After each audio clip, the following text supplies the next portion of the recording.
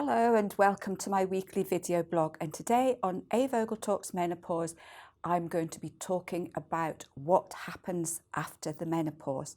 If you like my tips and advice, then please subscribe and remember to hit the bell icon so you can be notified of all my new videos. I get asked so many questions from women wanting to know what happens after the menopause.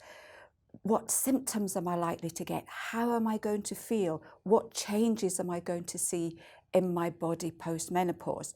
So what I'm going to do is for the next 2 weeks, look at what happens after the menopause, including body changes and symptoms that you may experience. So number one is, what is meant by post-menopause? This is quite a difficult question to answer because different sources will say completely different things, and it can be really confusing to find out what's going on. My interpretation is that 2 years after your periods have stopped, so you've had no periods, no spotting, no odd period showing up now and again, so it's 2 years straight without periods, normally indicates that you are post or past the menopause. Now, the problem with this is that a lot of women think that when you're post-menopause, your symptoms suddenly stop and that's it, everything's back to normal.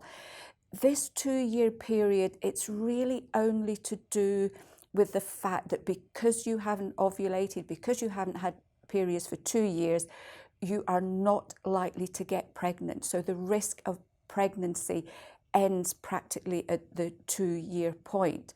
Symptoms can go on after this, and as I said before, this can be quite confusing. Some women will tell me that their period stopped 6-7 years ago and they're still experiencing menopause symptoms. So post-menopause basically means 2 years after your periods have stopped, you are very unlikely to get pregnant. But the hormonal changes can go on for quite a while afterwards. Some women absolutely not. They may find that their symptoms only last about a year or so, and then they feel as if everything's okay. For other women, it can literally be up to 10 years in some cases. Number two, do hormones go back to normal post-menopause? No, they don't go back to normal. In the menopause, what's happening is that your production of progesterone, estrogen, and testosterone decrease. Now, in most women, they don't disappear completely. You don't suddenly end up with no hormones at all.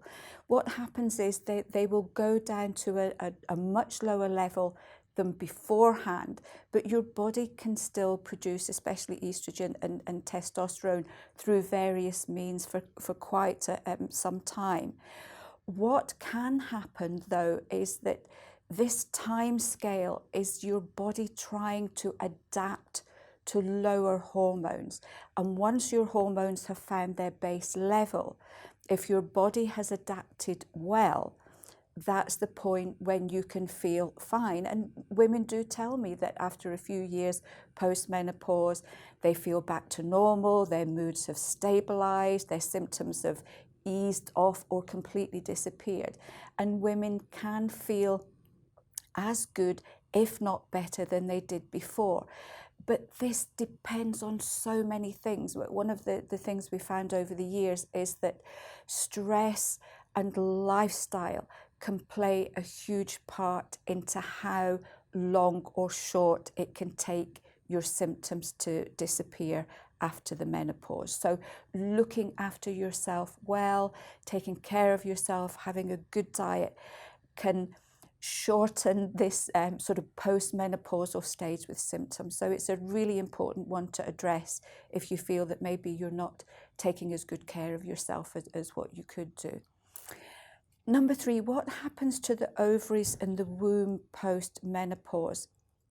This is a very individual thing. It depends on the amount of hormones you're still producing post-menopause. It can be hereditary factors. It can be lifestyle factors. So for some women, there may be very little changes. For other women, I've had women tell me they've maybe gone for a scan and the doctor said, I can't see your ovaries anymore, or your uterus has shrunk. So this is one, the only way you're likely to find out is if you are getting some kind of medical investigation. Number 4, can you get hot flushes and night sweats after the menopause?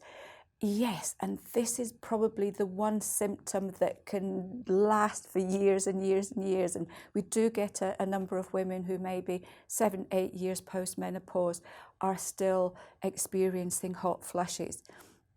Again, the thing to look at here is they may not necessarily be hormone related after all this time. There can be other issues, as I mentioned before. Stress is a huge one.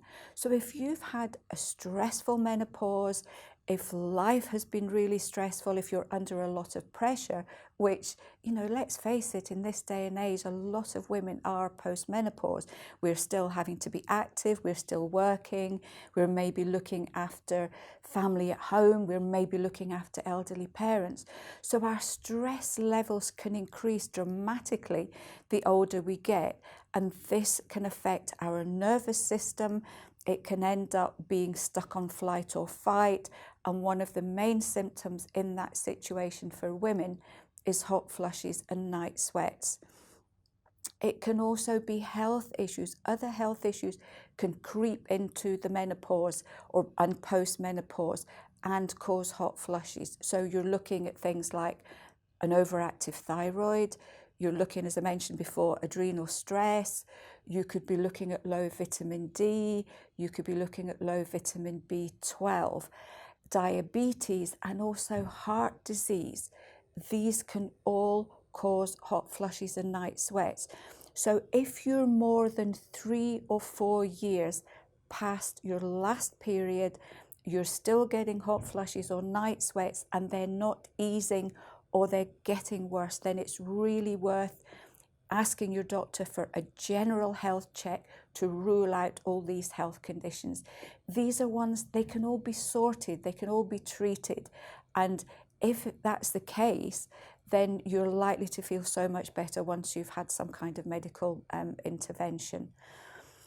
If hot flushes and night sweats suddenly appear maybe 3 or 4 years down the line, you're suddenly thinking, oh, wait a minute, I'm getting hot flushes and night sweats. They are nearly always due to lifestyle. And what I say here is look at the point when these suddenly appeared, look at what was going on in your life. Have you been extra stressed? Have you gone on a strict diet? Have you started to exercise? Has anything else changed? Maybe you're moving home, maybe there's family disruptions going on. So all sorts of things, even tiny little things, can impact on our nervous system and trigger the flushes and the sweats. So this would be the point. Look at what was going on and you may find a clue, and that's going to make it much easier to address. The other thing you can do, I'm a great believer in doing diaries. Do a hot flush or night sweat diary and just double check, write down everything you're eating and drinking during the day, how you're feeling emotionally, and you may find again that something pops up. You may think, oh, wait a minute, I've started having a cup of coffee after my dinner every night. That could be enough to trigger the night sweat. So sometimes it can be just something very tiny that you've changed in your daily life that can be enough to put stress on the body that triggers the sweats or the flushes. So I hope you found this one useful. Look out for part 2 next week. And if any of you have any symptoms that have suddenly appeared, if you have any questions, then please do ask. And until then, I'll see you next week for another edition of A. Vogel Talks Menopause.